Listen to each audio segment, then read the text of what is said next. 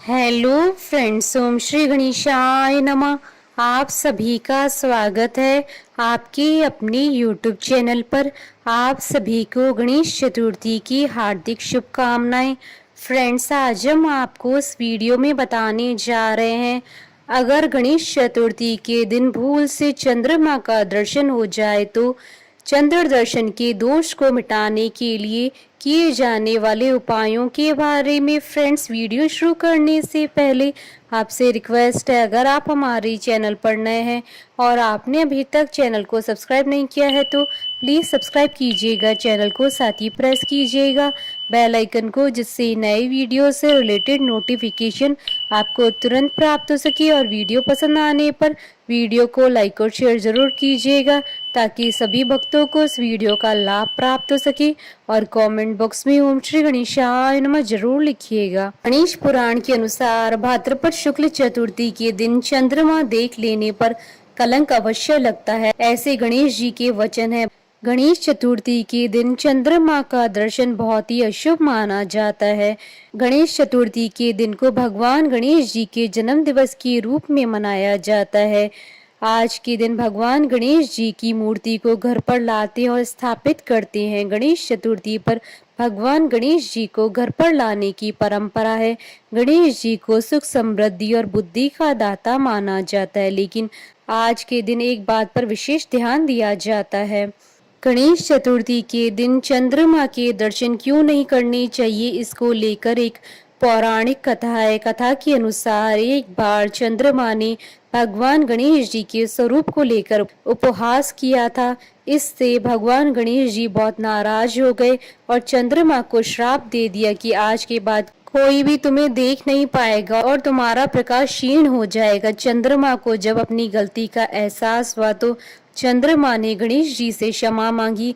चंद्रमा के साथ अन्य देवताओं ने भी गणेश जी से चंद्रमा को माफ करने की विनती की।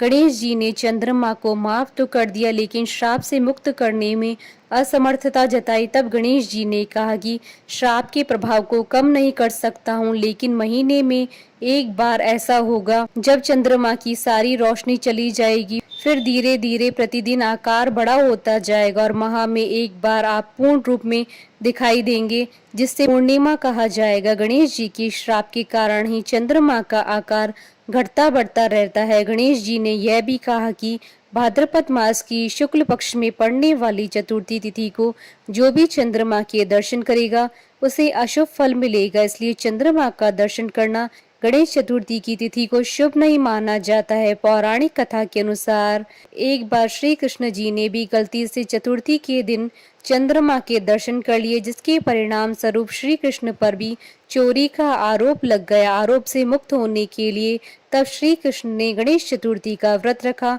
और पूजा की। तत्पश्चात अशुभता से मुक्त हुए। भाद्रपद शुक्ल चतुर्थी के दिन चंद्र दर्शन न करें। यदि भूल से चंद्र दर्शन हो जाए तो इसके निवारण के लिए उपाय करें, जिससे चंद्र दर्शन से होने वाले मिथ्या कलंक का खतरा नहीं होगा और दोष मुक्त हो जाएंगे। फ्रेंड्स, अब आइए जानते हैं चंद्र दर्शन दोष के निवारण हेतु किए जाने वाले उपायों के बारे में। यदि अनिच्छा से चंद्र दर्शन हो जाए तो व्यक्ति को स्क्रीन पर दिए गए मंत्र से पवित्र किया हुआ जल ग्रहण करना चाहिए। यह मंत्र 21, 54 या 108 बार जप करें। ऐसा करने से वह तत्काल शुद्ध और निष्कलंक बना रहता है।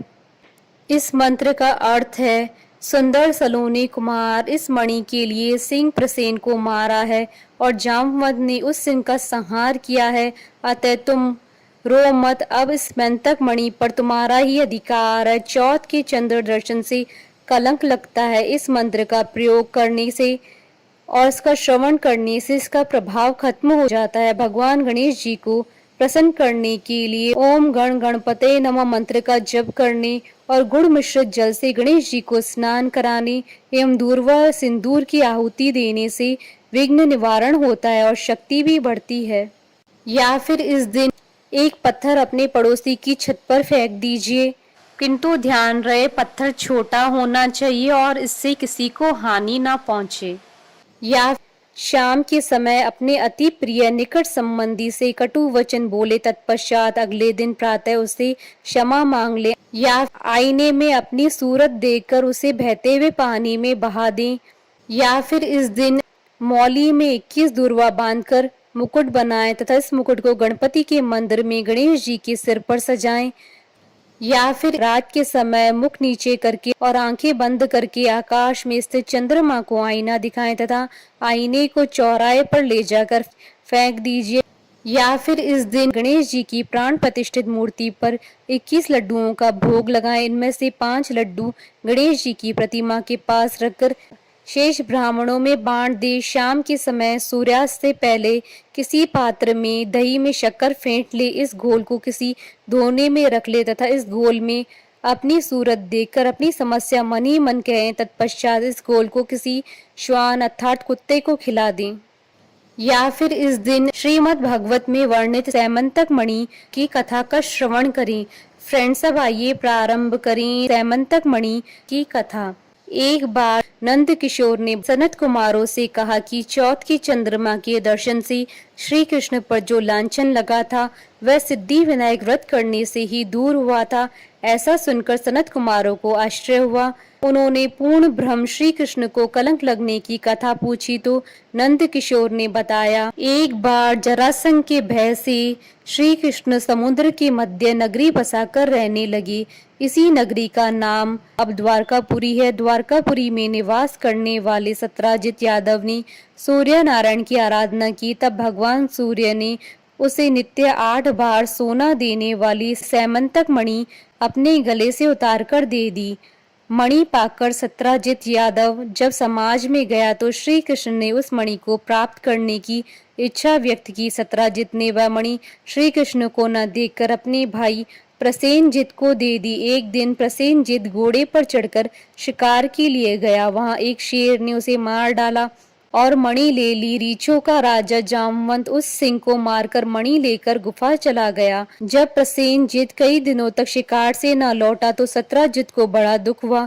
उसने सोचा श्री कृष्ण ने ही मणि प्राप्त करने के लिए उसका वध कर दिया होगा। अतः बिना किसी प्रकार की जानकारी जुटाए उसने प्रचार कर दिया कि श्री कृष्ण ने प्रसेनजित को मारकर सैमंतक मणि छीन ली है। इस लोक निंदा के निवारण के लिए श्री कृष्ण बहुत से लोगों के साथ प्रसेनजित को ढूंढने वन में गए। वहां प्रसेनजित को शेर द्वारा मार डालना और शेर को रीछ द्वारा मारने के चिन्ह उन्हें मिल गए। रीछ के पैरों की खोज करते करते वे जामवंत की गुफा में पहुंचे और गुफा के भीतर चले गए। वहां उन्होंने देखा कि जामवंत की पुत्री उस मणि से खेल रही थी। श्री कृष्ण को देखते ही जामवंत युद्ध के लिए तैयार हो गया। युद्ध छिड़ गया। गुफा के बाहर श्री कृष्ण के साथियों ने उनकी 7 दिन तक प्रतीक्षा की। फिर वे लोग उन्हें मरा हुआ जानकर पश्चाताप करते हुए द्वारकापुरी लौट गए। इधर 21 दिन तक लगातार युद्ध करने पर भी जामवंत श्री कृष्ण को पराजित न कर सका। तब उसने सोचा, कहीं यह अवतार तो नहीं है जिसके लिए मुझे रामचंद्र जी का वरदान मिला था। यह पुष्टि होने पर उसने अपनी कन्या का विवाह श्री कृष्ण के साथ कर दिया और मणि दहेज में दे दी। श्री कृष्ण जब मणि वापस लेकर आए तो सत्राजित अपने किए हुए पर बहुत लज्जित हुआ। इस लज्जा से मुक्त होने के लिए उसने भी अपनी पुत्री का विवाह श्री कृष्ण के साथ करा दिया। कुछ समय के बाद श्री कृष्ण किसी काम से इंद्रप्रस्थ चले गए। तब अक्रूर तथा ऋतुवर्मा की राय से शतधन्वा यादव ने सत्राजित को मारकर मणि अपने कब्जे में ले ली। सत्राजित की मौत का समाचार जब श्री कृष्ण को मिला तो वे तत्काल द्वारिका पहुंचे। वह शतधन्वा को मारकर मणि छीनने को तैयार हो गए। इस कार्य में सहायता के लिए बलराम भी तैयार थे। यह जानकर शतधन्वा ने मणि अक्रूर को दे दी और स्वयं भाग निकला। श्री कृष्ण ने उसका पीछा करके उसे मार तो डाला पर मणि उन्हें नहीं मिल पाई। बलराम जी भी वहां पहुंचे। श्री कृष्ण ने उन्हें बताया कि मणि इसके पास नहीं है। बलराम जी को विश्वास न हुआ। वे अप्रसन्न होकर विदर्भ चले गए। श्री कृष्ण के द्वारिका लौटने पर लोगों ने उनका भारी अपमान किया। तत्काल यह समाचार फैल गया कि सैमंतक मणि के लोभ में श्री कृष्ण ने अपने भाई को त्याग दिया। श्री कृष्ण इस अकारण प्राप्त अपमान के शोक में डूबे थे कि सहसा वहां नारद जी आ गए। उन्होंने श्री कृष्ण को बताया कि आपने भाद्रपद शुक्ल चतुर्थी के चंद्रमा का दर्शन किया था, इसी कारण से आपको इस तरह लांछित होना पड़ा है। श्री कृष्ण ने पूछा, चौथ के चंद्रमा को ऐसा क्या हो गया जिसके कारण उसके दर्शन मात्र से मनुष्य कलंकित होता है। तब नारद जी बोले, एक बार ब्रह्मा जी ने चतुर्थी के दिन गणेश जी का व्रत किया था। गणेश जी ने प्रकट होकर वर मांगने को कहा था, तो उन्होंने मांगा कि मुझे सृष्टि की रचना करने का मोह न हो। गणेश जी ज्यों ही तथास्तु कहकर चलने लगे। उनके विचित्र व्यक्तित्व को देखकर चंद्रमा ने उपहास किया। इस पर गणेश जी ने रुष्ट होकर चंद्रमा को श्राप दिया कि आज से कोई तुम्हारा मुख नहीं देखना चाहेगा।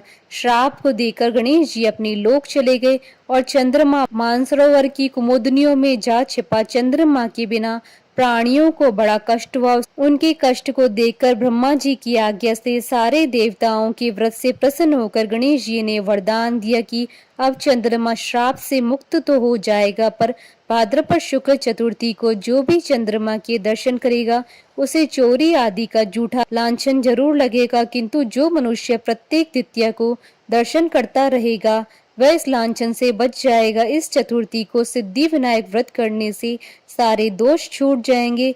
यह सुनकर देवता अपने अपने स्थान को चले गए। इस प्रकार भाद्रपद शुक्ल चतुर्थी को चंद्रमा के दर्शन करने से आपको यह कलंक लगा है। तब श्री कृष्ण ने कलंक से मुक्त होने के लिए यही व्रत किया।